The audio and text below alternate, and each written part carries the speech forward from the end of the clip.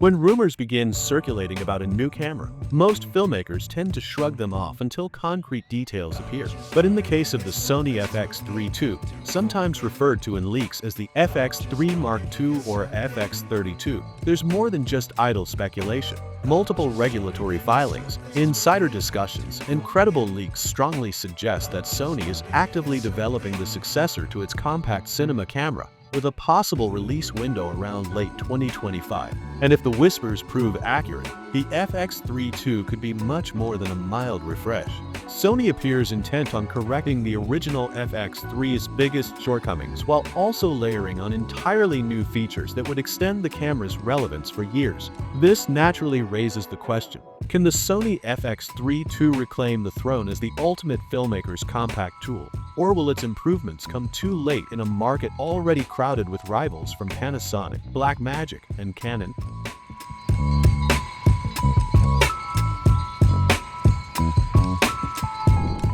The first FX3 won over many solo shooters thanks to its minimalist, cage-free design. Unlike larger cinema cameras, it came with multiple mounting points built directly into the body, eliminating the need for an external cage for accessories like monitors, mics, or lights. According to leaks, the FX3 II will likely stay true to this philosophy while taking it a step further. Expect to see reinforced mounting points and perhaps a sturdier, more weather-sealed body. Ergonomic refinements, such as smarter button placement, are also being discussed, aiming to make long shoots more comfortable and intuitive. Cooling is another design area getting attention. The original FX3 relied on an internal fan to manage heat during extended takes. It worked, but the noise wasn't ideal in sensitive environments. Rumors suggest Sony could refine this cooling system, or perhaps experiment with a fanless design to achieve near-silent operation. For documentary filmmakers or those working in controlled sound environments, such a change would be invaluable. The articulating LCD screen is another likely upgrade. Borrowing from newer alpha cameras, Sony may introduce a more flexible screen that tilts, flips, and rotates forward without being blocked by cables from the top handle. This may sound minor, but for run-and-gun shooters, it solves one of the original FX3's small but persistent frustrations.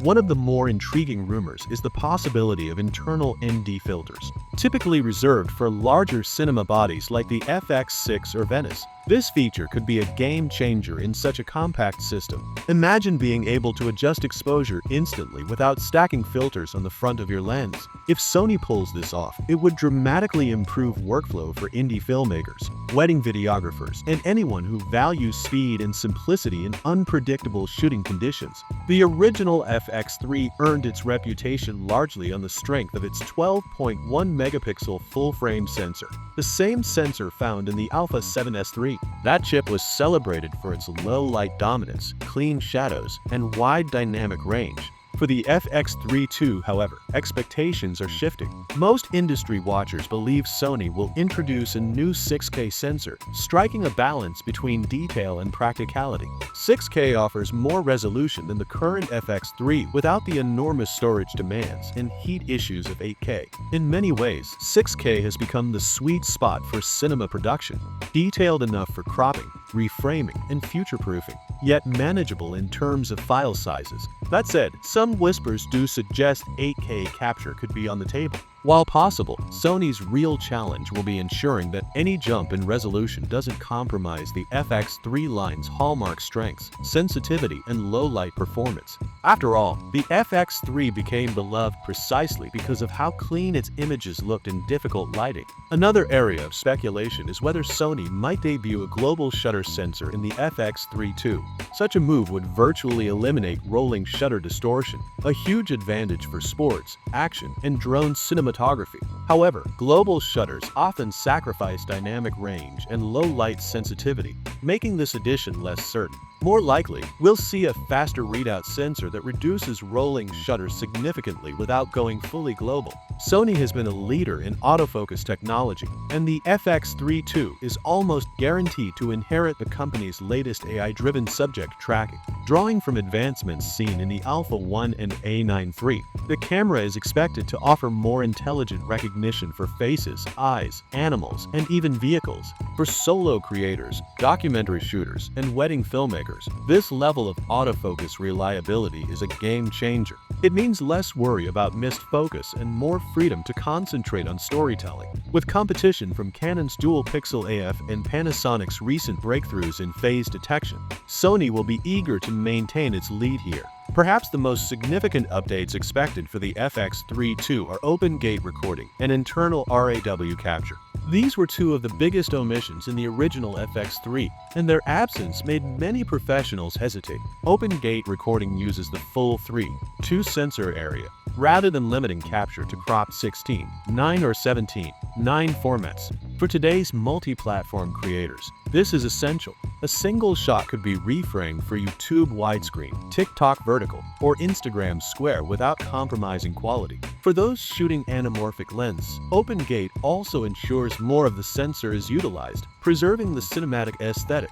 Internal RAW capture is the other headline feature. Currently, FX3 users must rely on external recorders for RAW, a bulky and expensive workaround that contradicts the camera's compact, mobile appeal. Bringing RAW recording inside the body would streamline workflows dramatically, offering maximum color latitude without sacrificing portability. For colorists, this means smoother gradients, better highlight recovery, and richer detail in shadows. Audio handling may also receive a significant upgrade. Rumors suggest the FX3 II could support 32-bit float audio when paired with Sony's XLR top handle module. This would eliminate the need for constant manual monitoring in fast-changing environments. Whether someone suddenly yells, laughs, or a loud noise interrupts, the recording wouldn't clip, saving countless takes. Other likely improvements include false color exposure tools, deeper LUT integration, and possibly even preloaded cinematic LUTs for streamlined S-Log3 workflows.